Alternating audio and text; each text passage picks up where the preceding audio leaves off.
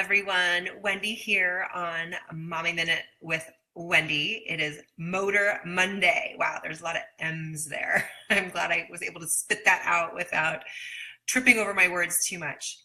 And today we're going to talk about what happens if we don't move. And I'm not just talking about our babies and our kids, but us. And I know there are a lot of us out there, myself included. I consider myself a kinesthete, which is basically someone who loves to move for the sake of moving. I don't need to be in competition to do it, although that sometimes is helpful for me.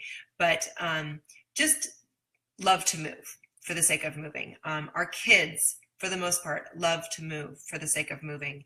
And when I come across a family who talks about their child or their baby who is just content with sitting and watching and paying attention and doesn't really move, and they talk about how this is such a good baby and an easy baby, in the back of my mind, I always have this question of like, hi, Tara, you're here. So good to have you. I have this question in the back of my mind, like, I wonder what could be possibly going on with this baby that they don't feel comfortable moving.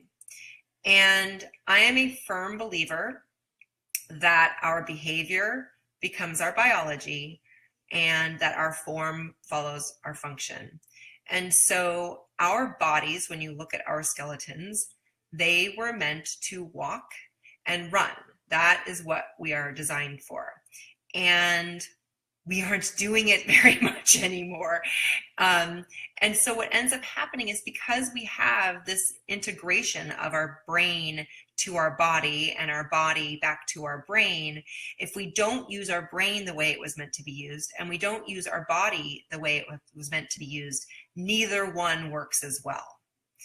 And so even if you aren't someone who is a rugged outdoors person and really, loves to get outside, and it's more like pulling teeth to get you out the door, movement can be inspirational. And I was just talking to a colleague friend of mine today who's going through some challenging times with her older daughter. And she has a friend who she meets with regularly to do business stuff. They're both entrepreneurs and a lot of times end up working behind their computer at home without as much interaction. And so they go out and work together, usually at a coffee shop or a library or something. But on this particular day, her friend was like, you know what? I just need to go out and go for a walk. And my friend was like, no, don't make me do this. We're on the East Coast. It's snowy. It's cold. I don't want to be outside. I just feel like I need to get some work done. And she's like, please don't make me do it. And this is what happens with our kids a lot of times when we have ideas of things that we want to do as a family that are going to be fun. And then our kids end up putting this huge roadblock in front of us. It's like climbing Mount Everest to get them to say yes. But what happened with my friend and what happens 90% of the time with our kids is once you get over that hurdle, you recognize how freeing, how enjoyable, and how liberating it is to actually move, to feel all your senses down to the bone, even when it's chilly and cold outside, and just to be able to move our bodies the way they were meant to be moved. So they went on a hike through the woods, through the snowy woods, and they were gone for about an hour and a half. And her explanation of what happened when she came back was it was just lighter. It was freeing. And it wasn't just talking about what was challenging with her older daughter. It was actually the movement. She's like, it was amazing. The movement is what got me to open up and be free. And I do the same thing when I'm on phone calls. I will go outside and pace. And I don't just pace back and forth. The way that I move and the way that I pace, I feel is incredibly important.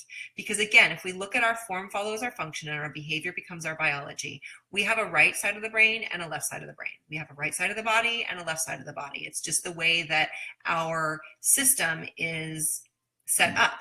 It just happens to be that the right side of our brain controls the left side of our body, and the left side of our brain controls the right side of our body. So there's already this crossover between the two.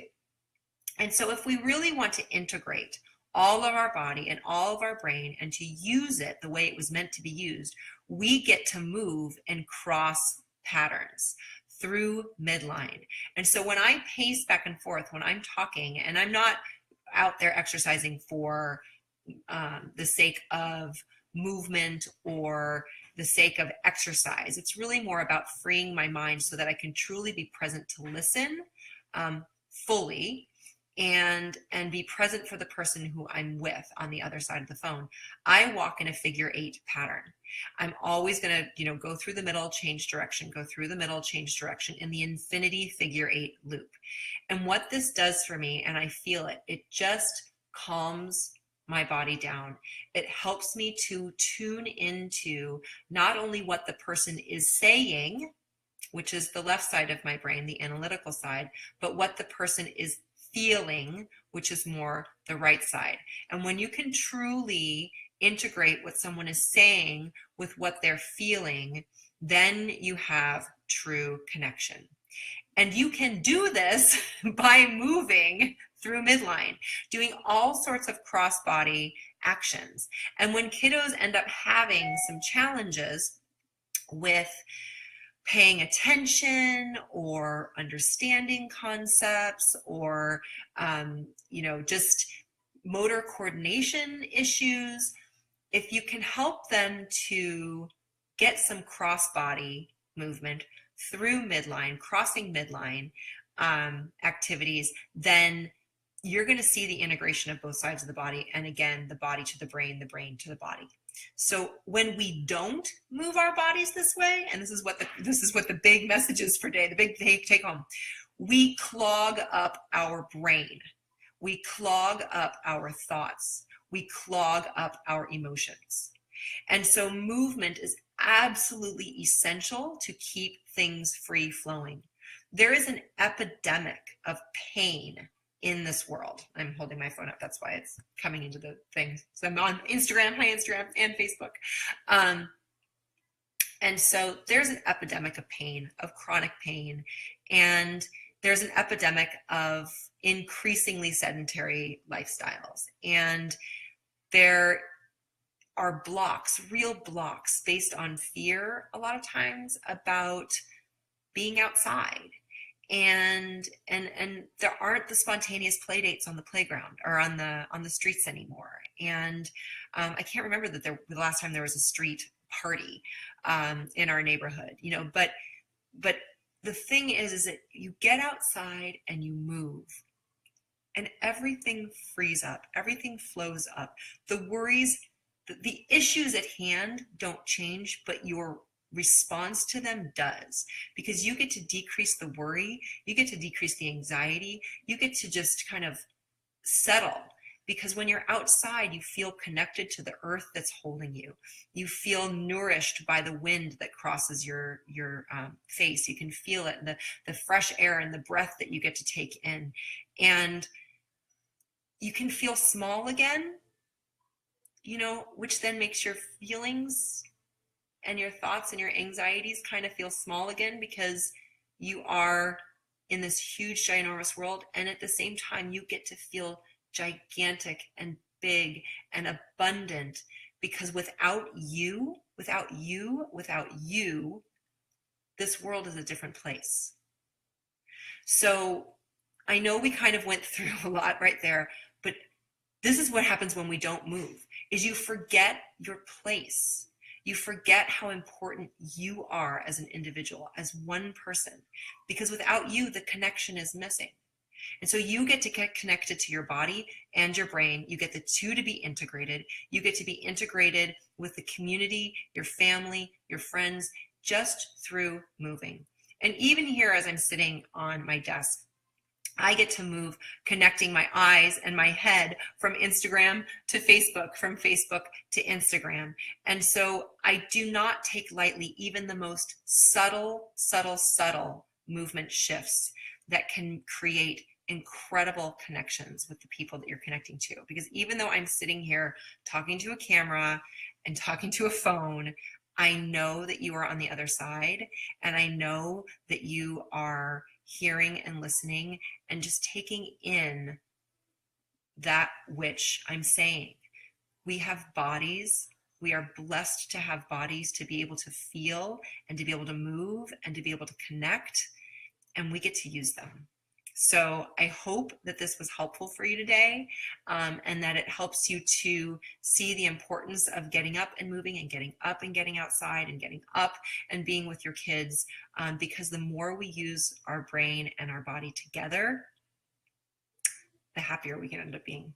So, and that is definitely one of my tips, tricks, hacks, strategies to get that family fun from day one. So I'm here for you Monday through Friday, Mommy Minute with Wendy. Today was Motor Mondays. And I just want to invite all of you again to come check out, message me, text me, whatever, private message and direct message. There you go. That's what it is on the two. I'm still getting used to all the nomenclature for the social media. And I'm here for you. So can't wait to be supportive, be a support for you, and love you all. And I will talk to you later.